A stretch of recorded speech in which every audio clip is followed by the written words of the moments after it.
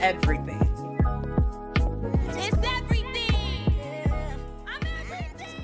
Welcome back to the EMAJAE Talks Everything podcast. I am EMAJAE, and for those of you who have been here since I dropped the podcast about a year ago, welcome on back. Welcome on back. For those of you who are just discovering the podcast, welcome. And you are right in time for season 2 of the pod. So welcome. We got a lot to catch up on. And I feel like I kind of low-key, kind of sort of, owe y'all an explanation as to where I've been, what's been going on. And I took some notes. So let's go ahead and jump right into it. So first things first, like I said, you might have heard it, you might have missed it, but we are officially in season 2 of the EMAJAE Talks Everything podcast. Round of applause. Round of applause.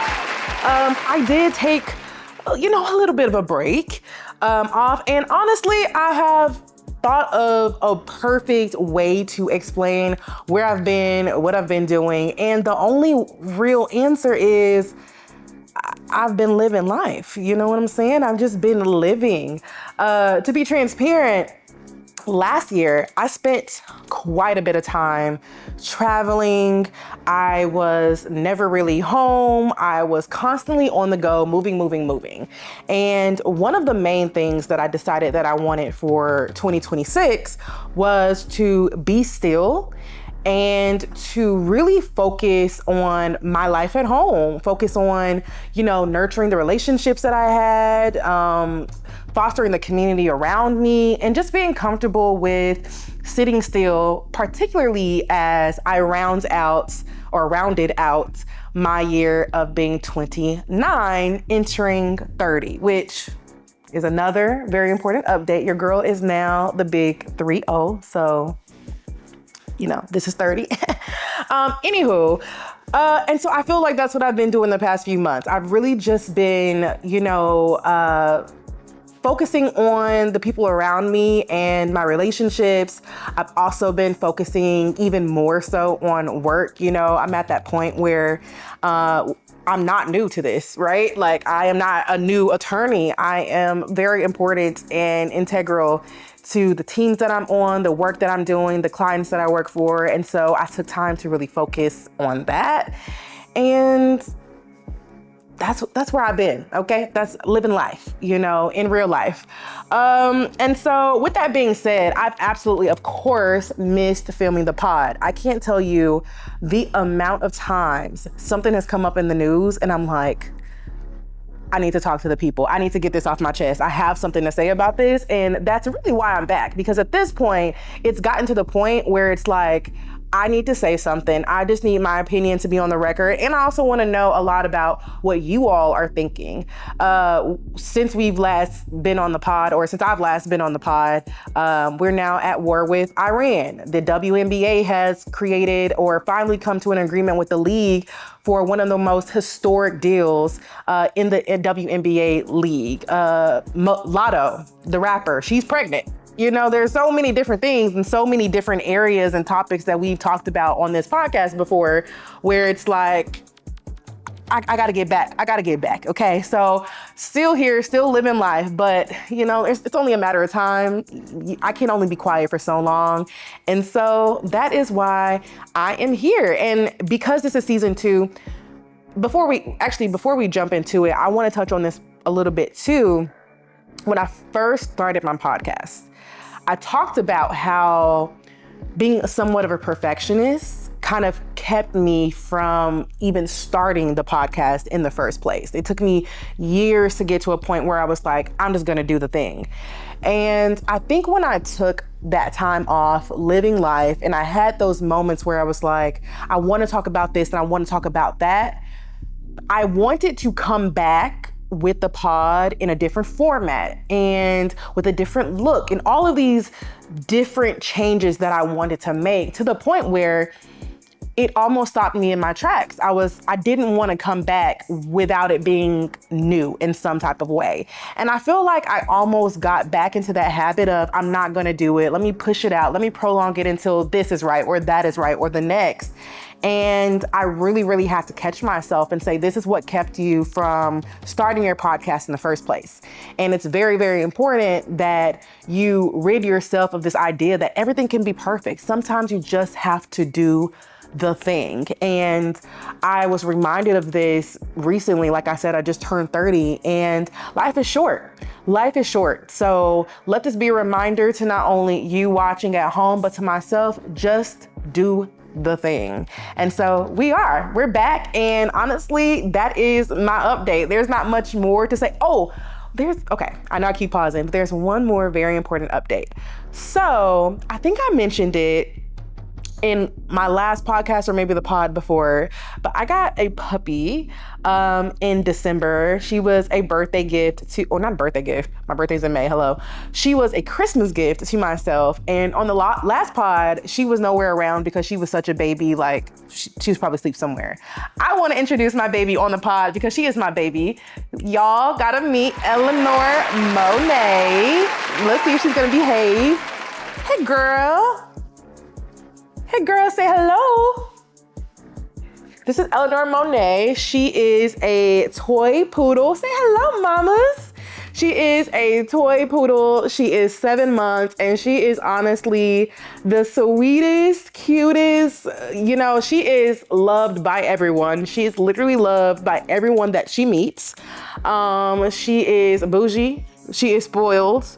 And yeah, this is my baby. So if y'all see some little, tic tac feet walking around or y'all hear something in the background, just know it's her. She wants to be on camera and she had to be black. Like that was just, she's a black woman, Okay, no. All right, so time to go. Say bye, Ellie. Okay, time to go. All right, let's hop into hot topics. Floss, stunt, stay in my bag. So you might notice that I am currently joined by someone, and that someone is no stranger to the ETE podcast. Welcome, the one, the only, my sister Inaya. Hello, everyone. Welcome back. I know y'all missed me. They did. They missed me too. Sorry, I be trying not to scream, laugh into the mic. That's true. And she has us holding them like this. I guess this is... I tried to tell her that with podcasts, I feel like visually it does something to the brain. And even on TikTok, like they do things about like eye catchers. Anyways, none of that matters. However, it's something visually, just having a mic in front of you for a podcast. That's fair. It just adds to the element rather than just clipping it on your shirt. It feels like more interview. Okay. She's the Gen Z one. You know what I'm saying? And like blanket, close shot. It feels like cozy. I'm trying, trust me. I'm trusting her. Like I told y'all, I'm trying different things. This is season 2. So there's going to be a lot of add, subtract things. So just bear with us. But I think I'm liking it. So yeah, season 2, it's going to be a lot of different nuanced things, but the substance is always going to be there. So speaking of substance, our first topic in this section of EMAJAE Talks everything in the news, which for those who are new, the everything in the news section of the podcast is where I get into the meat and potatoes, the hot topics, things that are happening, whether it be in pop culture, whether it be in politics, literally any and everything, right? But the very first thing that we have to talk about on this first episode of season 2 is Miss Cheyenne Bryant. Okay. Now I'm gonna catch you up. Yeah, I have no idea. I'll catch us up. We were first introduced to Cheyenne Bryant on the Cam Newton podcast. Okay. That should tell you. Right. So we were first introduced eclectica. Eclectic. Say it again. We were first introduced to Cheyenne Bryant on the Cam Newton podcast, okay? And she was introduced to us as a doctor of psychology, a therapist, a psychiatry expert. She really went viral in her interview with Cam Newton for essentially calling him out. As many of you all might know, Cam Newton has about 100 kids with approximately 100 baby mothers. And he was explaining how he wasn't ready for marriage because he likes to take his time. But of course, Exactly. So the logic doesn't make sense, right? You want to take your time. That's why you don't want to make the commitment of marriage. However, you are still out here fathering child after child with woman after woman, which arguably is a bigger commitment to have a child. That's a whole other pod conversation. I feel like Cam Newton in general child is a whole other topic, because I watch the Cam Newton podcast, but when he has certain guests, I pick and choose who I want to watch, like everybody else, right? But him, that's why I say eclectic, because this man, like, he's a whole other topic. He is. I'm already knowing. He is. And when you say that, I kind of know what you're talking about, because I do remember, like, it always like trends where it's like Cam Newton gets owned by so-and-so, so-and-so. And I kind of remember when they were talking about her, but then right after that, that's when Drea and Poor Minds came out to Poor on. Minds. Yeah, and they came in after that and completely like dogged him out. I think that was like right after her. So it was a bit of time in between. It was a chunk of time, probably like a year. Oh, okay. But I will say you're right. So Cheyenne Bryant went viral because she basically checked Cam Newton on that faulty logic, right? Basically saying you are, creating these homes, and so it's not that you're taking your time, you're essentially creating broken homes, right? Yeah. You don't have to be a psychiatry expert to see that Cam Newton's logic was flawed, but she went viral because I think it was refreshing for someone to just call out the obvious BS in his logic. So that's just the beginning, okay? That's just the beginning. That's how we were introduced to her. Okay. She then goes on Shannon Sharpe's podcast. Girl. Do we see a pattern? So again, she goes on Shannon Sharpe's podcast. She's basically spewing a lot of relationship-based advice, really. You got a clip, I'm sure. Not of Shannon Sharpe. I will show the audience, but the general thing that we need to take away from the Shannon Sharpe podcast is it was a lot of flirtation. It was a lot of flirtation. With Shannon Sharpe. It was a lot of, saying a lot of principled points that don't really require anything but common sense and logic, okay? Moving forward, it had been a while since we'd heard from Cheyenne Bryant, but recently, and what brings us to the present day, is she went on the Joe Budden podcast. She on a lot of podcasts. Yeah, do you see a theme? Not only is she on a lot of podcasts, but the theme here is the men she's talking to. Male-centered podcasts, and they all have kind of a consistent theme, right? So anyway, she goes on the Joe Budden podcast, and I do have a clip of that I want us to watch. Okay. I'm gonna have us watch the clip, and then I want to get your initial thoughts. Okay. And then we gonna get into. It's gonna be a raw reaction because I've never seen this. I've never heard of this. I can't believe you haven't seen this, but it's very important. Huh? What is it to scoot up? Okay, so let's start with the Joe Budden podcast. Is a way that it also is a way that, as a therapist. Oh my, I do remember her. Obviously make what you deserve, because therapy is real. We're giving everything we have in there. And we're unpacking shit, and we're helping you process through things. So it's not us sitting there with you're an effective therapist saying, tell me more. You should be unpacking. And you should be able to take somebody and drive with them to their goal and give them tools. So anyways, when I realized that, I thought, well, one, I'll just be out of pocket. Two, when I tell my clients the truth is that in order to build insurance, I have to diagnose you. And you only get about 6 weeks. In order for me to get 6 more weeks approval, guess what? I have to say that you are slightly improving, but really, not there yet. Come on now. So if anything happens in the court of law, if anything happens with employment, that is on your record forever.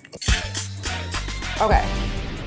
But before you say anything, I do want to say this clip missed the fundamental viral line, which is she basically says that she no longer practices under a license because the point of having a license, the only point, as she says, of having a license is to build insurance.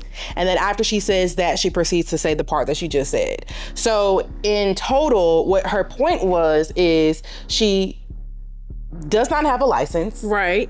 Though she has positioned herself as a therapist. Right. Giving advice as a therapist, as a doctor. Okay. Can you go to jail for this? But the reason she doesn't practice with a license is because the only purpose of having a license as a therapist is to bill insurance. Now, this having been your first impression of Cheyenne Bryant, your first impression of hearing this, what are your thoughts? I don't have no thoughts. My thing is I'm just trying to figure out like who are her clients. You know what I'm saying? Like I feel like she's saying clients, my client's this, but she could be making all of this up. You know what I'm saying? Like I feel like she could just be saying, oh, I have clients who do X, Y, and Z, but can somebody who's actually her client speak up? Like, and also, if you're her client, how do you feel knowing that she does no longer have her license? Precisely. Me personally, I would not go to a therapist if they didn't have their license, because maybe one time she did have her license, and I know you got to re-up on your certifications when they expire sometimes. That's understandable, but if you once had your license and you no longer have it anymore, however, you're still basically pretending to still be a doctor, you know what I'm saying? Or, I mean, you can have a doctorate, but you no longer have your license. Baby, no, I'm sorry. Like, and then I don't know. If you can't go out your way to re-get it again, it's like, I don't know if I would trust you. Now, you're gonna have to explain to me a little bit about what it means about insurance. What is terminology again? So she was saying about billing insurance. But honestly, everything you said is right on point. Like the red flags that are going off is exactly the issue and exactly why she started going viral, because actual licensed therapists started coming out, and I'll play the clip for context, which boom. Paperwork just for billing. It's a consumer protection. When someone drops or loses or no longer has a license, they're not solely avoiding the insurance hassle. They're also removing your recourse if something goes terribly wrong. All right, let's come back. Actual licensed therapists started coming out and they're saying, whoa. First of all, having a license has nothing to do with, or it's not at all the sole reason having to do with billing insurance. Yes, that's a part of it, but obviously having a license has to do with professional accountability, right? It's a demonstration that you are being held to certain ethical standards, that you have not only certain certifications, but that you are maintaining that certification over X period of time. Right. And so the fact that she was, number one, framing this issue as if it was just a billing issue was just inaccurate. Right. But also just say that you're not licensed. That's an excuse. Exactly. Just say you're not licensed. Yeah. And it's also an excuse because we just heard her talk about, because as a therapist, we have to unpack things and this and that, but you're not a therapist if you're not licensed. Right. In fact, it's like, to your point, which you already mentioned, it is illegal in certain states to say I am a therapist if you are not a licensed therapist. I cannot pose as no doctor. You cannot pose as a doctor. You can't pose as a dang policeman. Exactly. I'm going to jail. You are going to jail. And here is where it gets even more interesting, because we're not done. Oh, I thought that was... Oh, no. That was just the beginning. Is that even the meat to the potatoes? Oh, it gets much more interesting. Oh, man. So after all of her peers, i.e. licensed professionals, started coming out and saying, actually, that's inaccurate information, being licensed is very important for all of the reasons we just mentioned, she started getting all this backlash. So she goes on The Breakfast Club. And I'm taking a deep breath for all, because I already know. I feel like every time people go on The Breakfast Club, oh my goodness, every time people go on The Breakfast Club, they get caught up. They get caught up. And the thing is, when things just don't make sense, there's only so much you can say to rectify the situation. But if it doesn't make sense, it doesn't make sense. And I also have to say, she has a good publicist. Actually, I think she has a horrible publicist. No, she has a good publicist because she's gaining traction. As a publicist, it does not matter what attention you get, as long as she's getting attention. And she's getting attention for saying the craziest, stupidest things ever. I think that could be true, but I will say in this situation, I think it's a little different, only because, like, normally, like, if she was just like a regular celebrity, right? on a tour to promote, say, a movie. Okay, sure, maybe the bad press is press. But in this situation, I think it's different because it's not just bad press. People are calling to question your credentials as a doctor. And in order for you to move forward in selling books or having clients or this and that, you have to have that level of credibility. And in every interview, which we'll see in the Breakfast Club interview, in every interview that we have, she's losing credibility every single time. So in this situation, I feel like it's actually more detrimental than positive. And I feel like if I were her publicist, I would say no more interviews. We're gonna control the narrative because you're not in charge of the questions. And even when they're asking these questions, your ass is not making any sense. I also have a follow-up question while you pull up the video. Is she lowering her prices?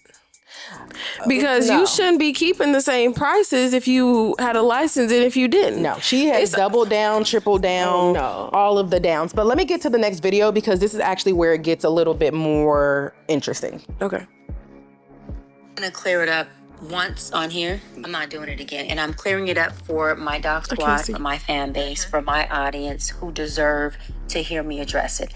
For the folks who have already made up their mind to not like me or not understand me, listen, I don't give a fuck what your narrative is. I would like for you to recreate it. Can I pause it? Okay. Double down on it and run that shit. Because I don't give a fuck about it. Now, to my doc squad, my fan base, my folks, my village, it's very simple. I went to a school, Argosy University, completed an entire program.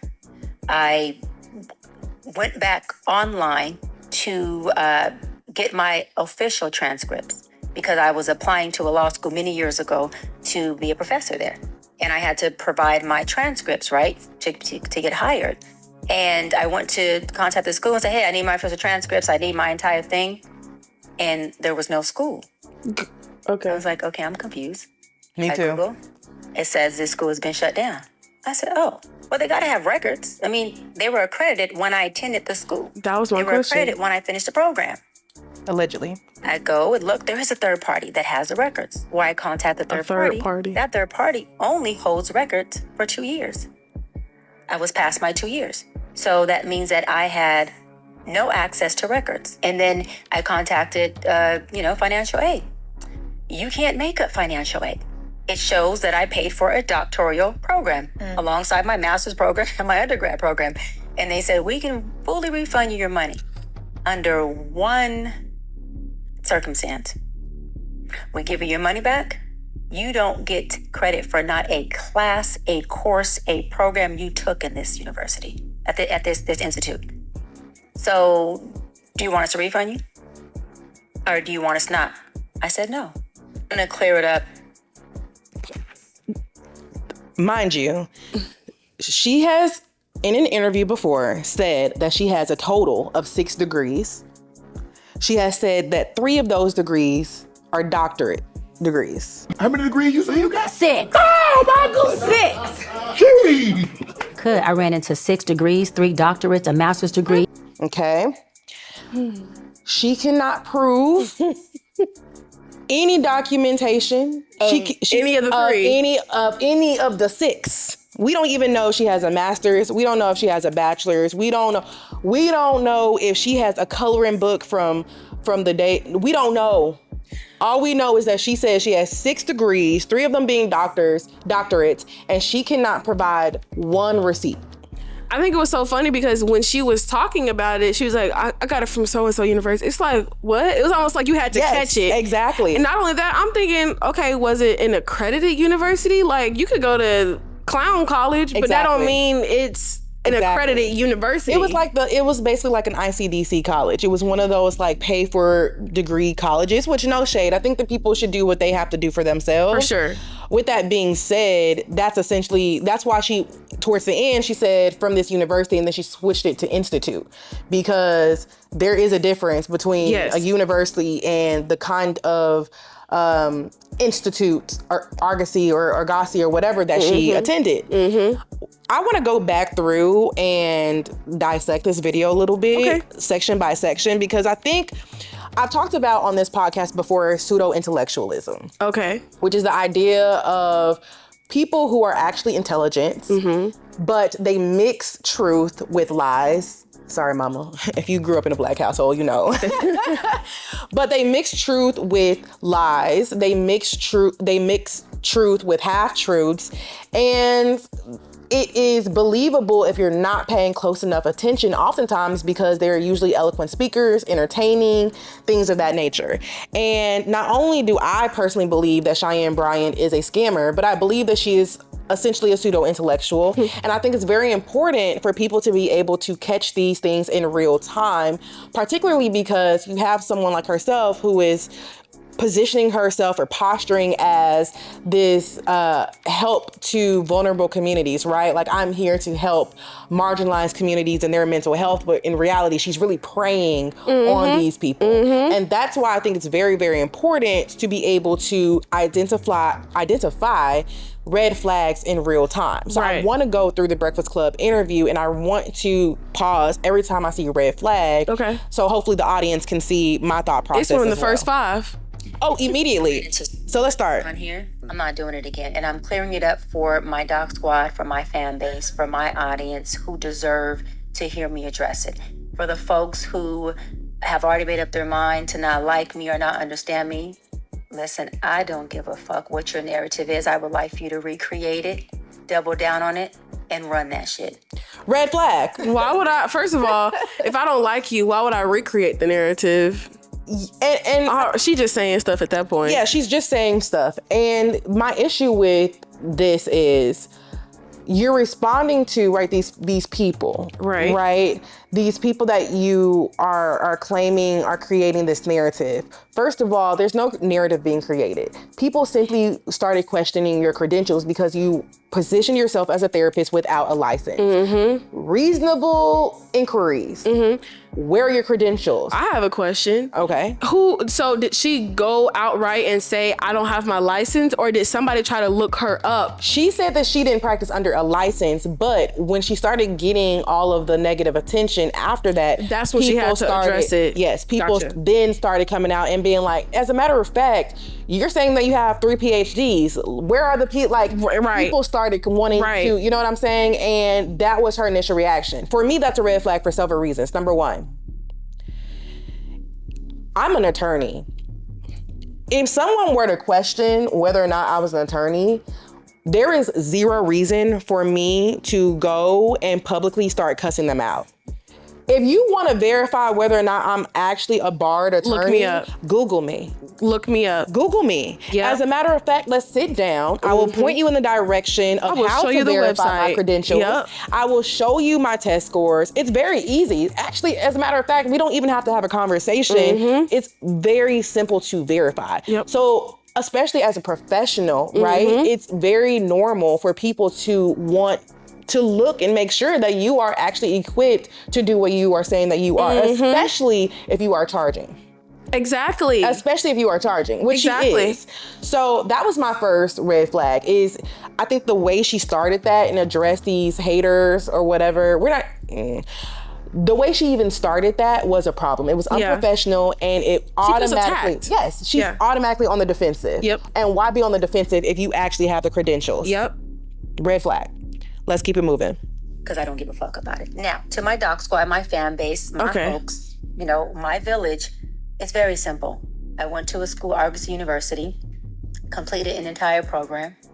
I went back. Second red flag. Okay, that stutter, that pause, I'm sorry. She finding it. She finding it. And the reason I can identify as that as a red flag, I think that's probably a little bit more nuanced, because inherently taking a pause or anything like that, right? That's not inherently like a red flag.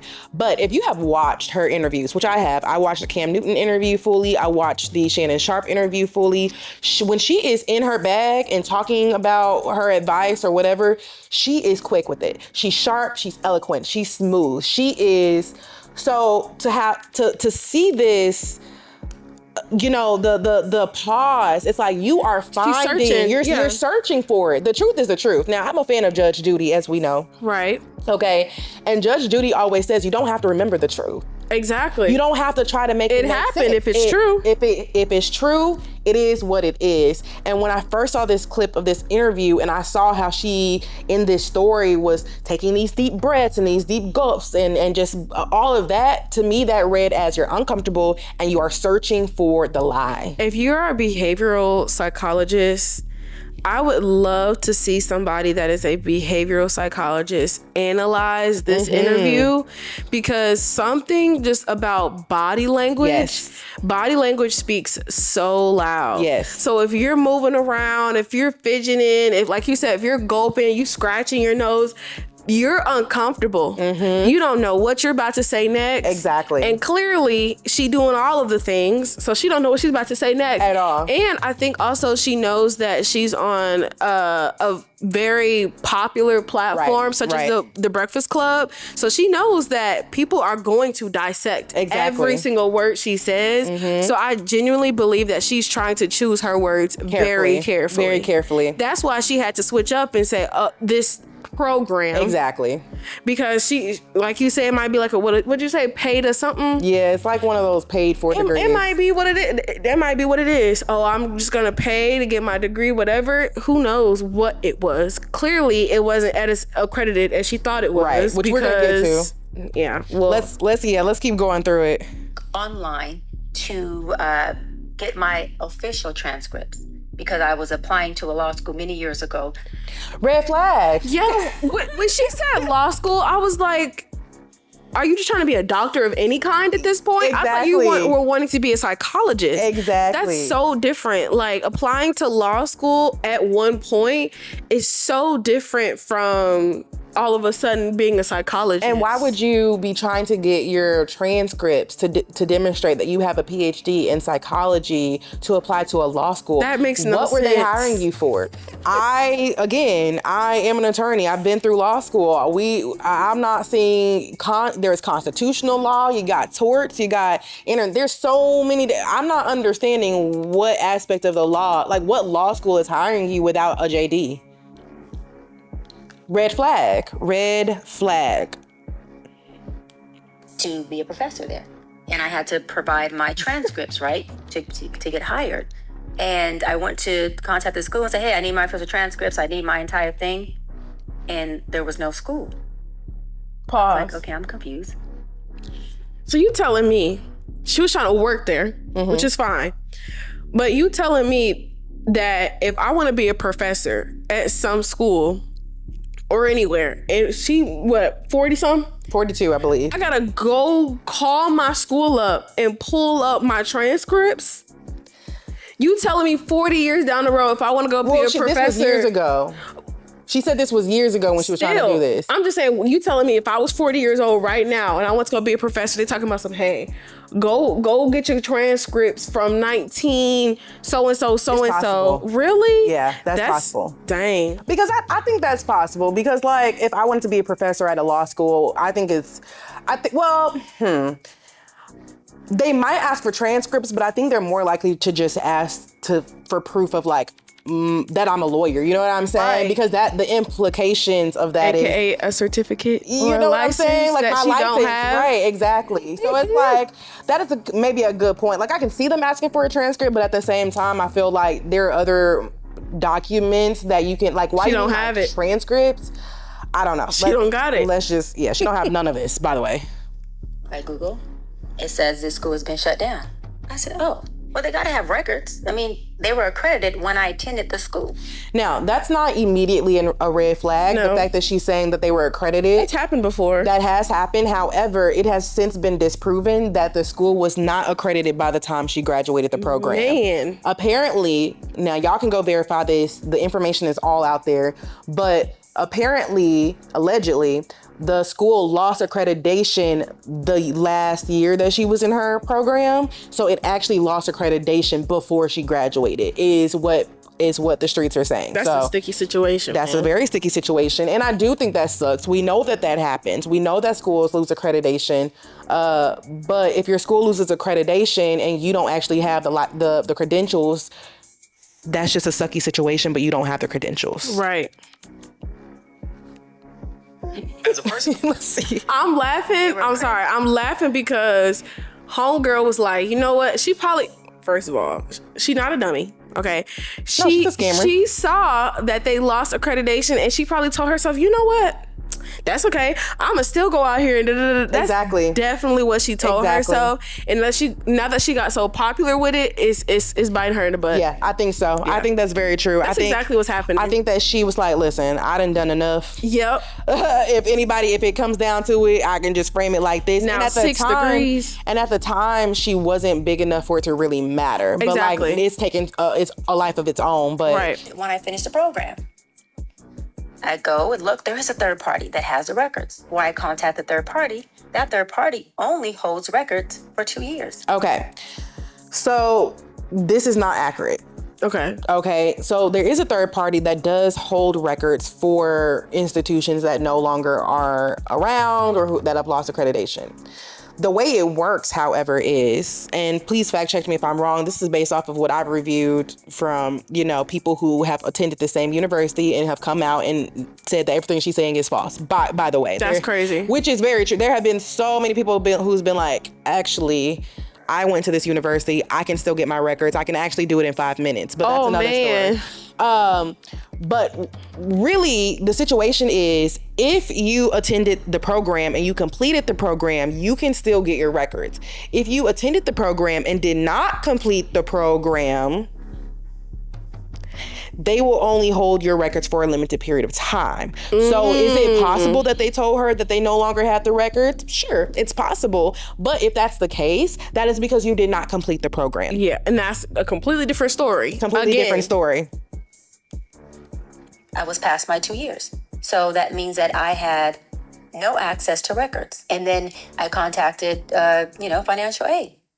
You can't make a red flag. Yeah, because how would financial aid have your transcript? Your registrar transcript. Exactly. That has nothing to do with financial aid. Exactly. And as a fresh grad, shout out, I be in the financial aid office so much. If it has anything to do with actual transcripts or academia paperwork, that's not the same office. They will quite literally say, I cannot help you. And another question I had when I watched this is, if the school is closed, then what financial aid office were you contacting? Right. The third party? The third party is not a financial aid institution. Like what? So what financial aid were you contacting? And even if the school was open, in what type of institution is the financial aid office in charge of your transcripts? Right. That is completely different offices. So that alone is not making any sense. Well, actually, I think the financial aid office is tied to the next part that she's about to talk about. Okay. Because after this, she's talking about how she's like, well, I paid money, so it's got to be record of me paying money to go here. Okay, so let's see. Financial aid. It shows that I paid for a doctoral program. Her transcripts. My master's program and my undergrad program. And they said, Question, so all of that was from the same institution? I believe so. So she got her undergrad, her master's, and her doctorate from the same institution? That's also sad. That means that all her degrees are null and void at this point. So conveniently, every single one of those records are lost. Mind you, she has 6 degrees according to her, and we're only talking about even if we were to say that she had a master's and a bachelor's, well, she's only accounting for 3. What happened to the other 2 degrees? All she had to do, right? If anybody check anybody on, you don't have your degree, all you quite literally have to do is show them the frame. Show them the degree, baby. Show them the frame. Show them. Even if it's not framed, okay, let me unscroll this freaking degree and show you. Or even more than that. That's all she had to do. Even simpler than that. You just graduated, as you mentioned. You walked across the stage. Pictures. How many people do you know, period? Not to mention black people, right? Because we're talking about a black woman. She identifies as black. A black woman, right? With 6 degrees, 3 of them being PhDs. You don't have one picture? You tell me you ain't take not one picture. Not in a cap and gown, not holding the degree. You don't have one Facebook post saying I did it? Okay, I'm just trying to. No, it's funny because I'm like, that is so true. Like, it got to be somebody that's like, girl, where your pictures at? Pictures. She has nothing to Come on account. now. Okay, she's not that old. Let's get through the rest of it. Fully refund you your money under one circumstance. We give you your money back. You don't get credit for not a class, a course, a program you took in this university. And that's where we're gonna end it, because that makes no sense. If you've actually taken the class, right, and you have actually gotten a grade for the class and have completed the class, how can they strip that away from you and then offer you a refund? First of all, I ain't never met a financial office that's like, we just gonna give you your money back. Excuse me? Girl, that invisible money that they already spent. Already spent in a closed university. Bye. It just does not make any. It don't work like that. It doesn't work like that, and it doesn't make any sense. Floss, stunt, stay in my bag. And unfortunately, you know, here's the deal with Cheyenne Bryant, right? And this is really what I want to get to, besides the fact that she's obviously a scammer, in my opinion. She threw a lot of different excuses out there, right? She said that people were just coming at her because they were haters. She honestly had some, what I believe to be colorist situations going on. Someone had posted something to the effect of, oh, all of the people who are coming for Dr. Cheyenne Bryant look a certain way, and she reposted it. But all of the people up to that point who had been calling her out were darker skinned Black women. Now, my thing, Cheyenne, is what do these people look like? Because to me, they just look like licensed therapists. Right. I know where you were trying to get at. Right. But they just look like licensed therapists. That's a good example of just pulling straws. Pulling straws.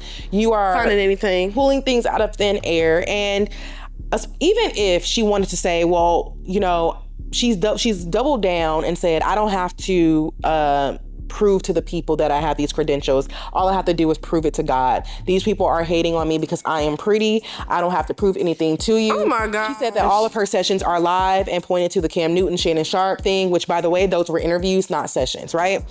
All of that to say, where I want to land on this is two things.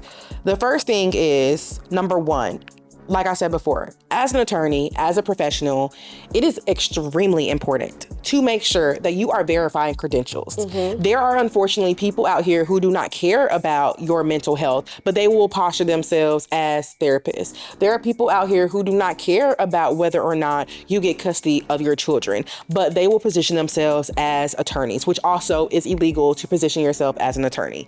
You can literally go to law school, graduate law school, and still not say you're an attorney if you have not sat for a bar exam and passed a bar exam. There are reasons for that. Being licensed means that you are held accountable to something. When you are an attorney, you are held to certain standards, principles, and you can lose your license if you do not maintain it. You can lose your license if you do not stay abreast of, you know, the what is it called? CLEs and just continuing education. There's a reason for that. It's really, really dangerous when you are just out here retaining people for your health, for your business, for whatever, and you are not verifying credentials. And it is normal to do so. And anyone who pushes back on you, who challenges you, who questions you for asking, you need to run the other direction. I think it's in the same. I feel like a really good analogy for this is cosmetologists. Or just the hair industry, right? You can go to a hairstylist. Right. She might not have a license. Right. However, going back to the standards thing is, if I'm getting my hair done from somebody that has a cosmetology license, right, I'm going to hold you to a higher standard. Exactly. Because you're showing me with your license that you're being held to a higher standard. So all of your hygiene and all, you better make sure this salon suite or your house nowadays is looking up to par because you have a license. Now, if I go get my braids done by Braided by Bethany and I'm in your house and you don't have a license and you don't wash my hair and all the things, it's like, okay, well, I can kind of see that. Yeah. Because you don't have a license. Right. You got a little side hustle. You're doing it at your house. But that's an assumption of risk. I can't really fault you for that. Exactly. And that's what people have to understand. That's called assumption of risk, essentially, right? Like, you are assuming the risk associated with that. If people who are still out here capping for Cheyenne Bryant, acting like, you know, she's still doing good and like blah, blah, blah. Listen, at the end of the day, if you are in a mental health crisis, you know what I'm saying? You are in a mental health crisis. I can't imagine. And you go to her and you make a decision that it just wasn't the best decision because you didn't get the best advice. There's nothing that you can do to hold her accountable. That's if she horrible. shares your information on a public platform, your name, the specific nuance of your situation, you can't hold her accountable because there's nothing to hold her accountable to. That is the issue here. And the reason why I talk about pseudo-intellectualism so often, besides the facts of like the Dr. Umars of the world. I do too. Dr. Umar. I like Dr. Umar Johnson to a degree. But like I said previously in the podcast, I understand who he is. I look at him as entertainment, and I also believe that a broken clock is right twice a day. So does Dr. Umar Johnson say things every now and again that make sense? Sure. Yes. Is he absolutely entertaining? 100%. But is everything that he's saying accurate? No, it's not. And you have to have discernment, and you have to use your critical thinking skills, and you have to listen. Yeah. And that's why I think it was important to go through that video, because you have people like Cheyenne Bryant who they're quick with their schemes Words and they're good with their words. Yeah. But when you really break down what they're saying, you can really feed through the BS quick, fast, and in a hurry. Yeah. And I think sometimes in our community, we are hesitant to call these things out because it looks like you're tearing down another Black woman, right? It's this woman with all these degrees and she seems to be helping the community because we need more therapists, but really she's damaging the community because we're already working for people in the community to trust these very systems, to trust the healthcare system, to trust that mental health and things of that nature are important. And when you have frauds, that does not help the situation. That's what that is. That's what that is. And that's not even just my opinion. That is what actual licensed therapists are saying. They are saying that this type of behavior from Cheyenne Bryant is actually making our work harder, and it's creating more distrust in our community when it comes to mental health professionals. And that's the main thing you need when that's your profession. Exactly. It's trust. And so that is my issue with Dr. Cheyenne Bryant, Miss Cheyenne Bryant, whatever, and that is my issue overall with pseudo-intellectuals. Although they're entertaining, if we don't know what light to put them in and we're not listening and using our critical thinking skills, ultimately it's just going to lead to more damage in our community. And that's what I have for Miss Cheyenne Bryant. Any last thoughts? Last thoughts are, who are your clients? Shannon Sharp and Cam Newton. Girl. Ray J. Charlemagne the God. Which he needs a licensed therapist to deal with his issues. I mean, listen, Breakfast Club has been a little problematic for some time now. And they don't hold people accountable enough, but I'm just happy that she has been called out. Yeah. And I hope that people listen. And if you still go to her, then you are assuming the risk associated with that. There are so many other psychologists you can go to. There are. And please find one, because mental health is important. But this also, is not sponsored, but BetterHelp.com. No, I'm playing. Actually, no. I'm a stand 10 toes. We do not sponsor BetterHelp over here. That deserves another podcast. No, I'm episode. just playing. With that being said, make sure that if you haven't already, make sure that you like this video, that you subscribe, and stay up to date on everything that's happening for this season of EMAJAE Talks Everything. And we'll talk soon. Sayonara. It's everything.